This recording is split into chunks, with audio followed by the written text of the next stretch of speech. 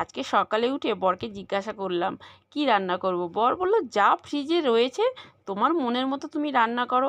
তা আমি বললাম পুঁই শাকের তরকারি করব। তো বললো পুঁই শাক তো নেই ফ্রিজে। আমি বললাম তুমি কী করে জানলে? আমি বাজার থেকে পুঁই শাক আনিনি। আমি বললাম ফ্রিজে নেই কিন্তু আমার ছাদ বাগানে তো রয়েছে, আমি কি সুন্দর পুঁই শাক বাগান করেছি, কত কিছু সুন্দর সুন্দর গাছপালা করেছি। তো বললো তাই? বললাম হ্যাঁ, ছাদে এসে এত ভালো লাগছে না, পুঁই শাক গাছটা ডালপালা ছড়িয়ে একদম মাচা ভর্তি করে রয়েছে, আর পাশে উচ্ছে গাছটাও হলুদ হলুদ ফুলে ভর্তি হয়ে গেছে, এত ভালো লাগছে। ঝটপট কয়েকটা পুঁই শাকের ডাল কেটে নিলাম এদিক ওদিক থেকে। আর এখানে মাচাটা তো দেখেই ভয় করে মাঝে মাঝে যে নিচু হয়ে পুঁই শাক কাটতে গেলে কোথায় না লেগে যায়, কিন্তু খুব সাবধানে পুঁই শাকগুলো কাটলাম। আর এখানে একটা পুঁই শাক ঝুলেছিল, সেটাকে আবার তুলে দিলাম, একটু ডোকটা কেটে দিলাম।